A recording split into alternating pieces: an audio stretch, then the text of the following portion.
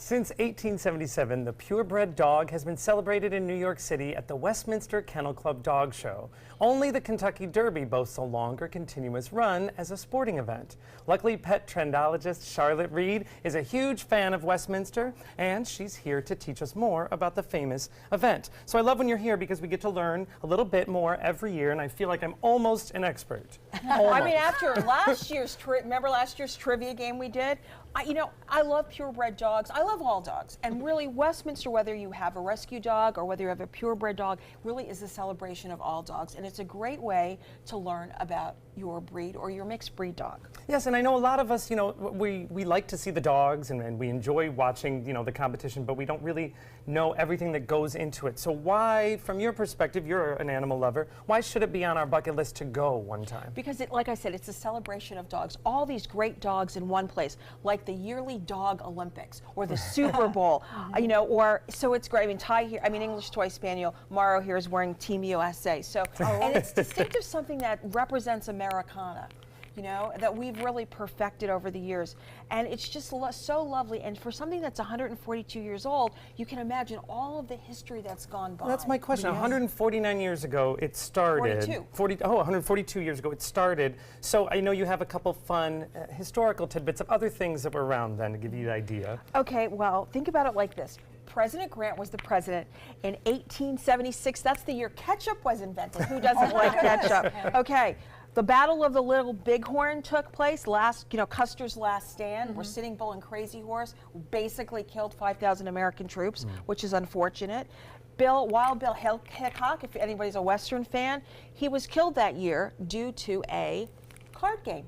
Oh. So, there were all the, Tom Sawyer was written. When we look, it's funny to think that Westminster had its roots the same time some of these events that seem so long ago. Yes, you brought us, I know, some really fun photos, like right here. Tell us what we're looking at. So, believe it or not, this is the Westminster Hotel, which is right near Union Square. It's on Irving and 18th Street. And if you can see the picture, it's hard, I know, to see it, but they're horses and carriages. So, basically, think of, there was a bar, kind of like the Cheers atmosphere. The guys used to go, they used to brag about their dogs after shooting, and that is why Westminster is named the Westminster Kennel Club, because they used to meet and drink, of course, at the Westminster Hotel. Now, I know that the women's movement has had a resurgence. We've seen it in many ways over the last several years, but how has Westminster kind of stayed with the times? Well, it's actually interesting, and you brought that up, because let me just check my date, because I want to get 1888. Oh, bless you. 1888. We have a feminist here, yes. Was the year that Anne Whitney of the Whitney family, Whitney Art Gallery, right. She was the first woman who judged Westminster.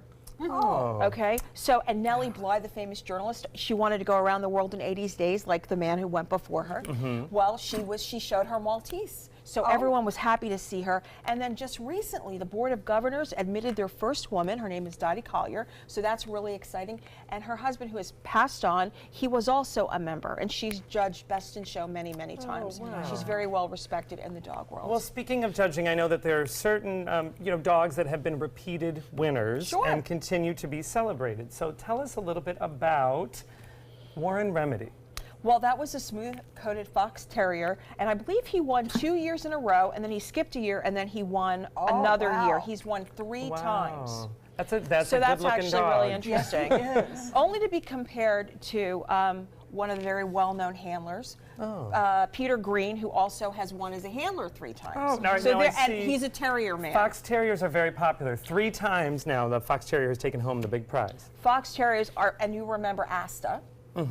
Right, so Asta as well as the smooth coat have won, so that's kind of really interesting. Spaniels are really popular, they've won. Yeah, let's talk about breeds. Let's talk about certain breeds that always do very well. So I'm holding out for a long-haired Chihuahua like my Lulu, but I don't think it's going to happen. Collie. It's never happened. Teacup Yorkie, please. Teacup So Yorkie. Fox Terrier, 14 times. 14 times, very, very popular. Wow, and this is for Best in Show, so this obviously isn't just their breed, it's for the entire.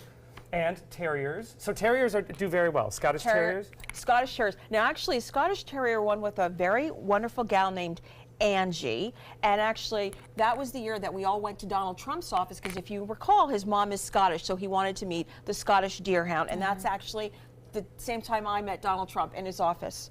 With the dog's name was, oh, I can't remember it. Oh. I can remember Angie. Well, we'll have to check back. But that's and Spaniel, 6 times for a Spaniel. So a Spaniel kind of disrupted the Terrier trio And right there. there have been a variety of Spaniels. There have been Cocker Spaniels, and the oldest dog was a Spaniel, a Sussex Spaniel.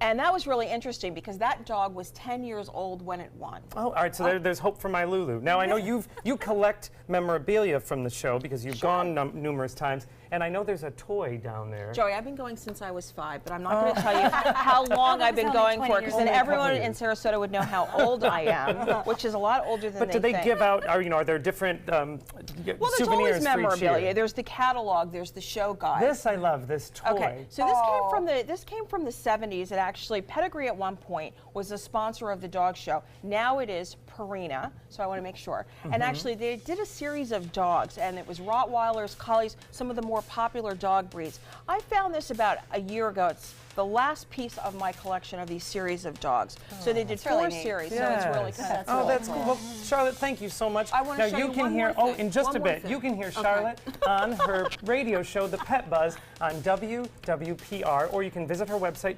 charlottereed.com. While Charlotte shows us something, we're going to go to commercial, but I'm very excited because you said it was the year of the woman for Westminster. We are going to meet a Westminster judge. She lives right here on the Sun Coast. We'll be right back. That is great. Okay, so This is actually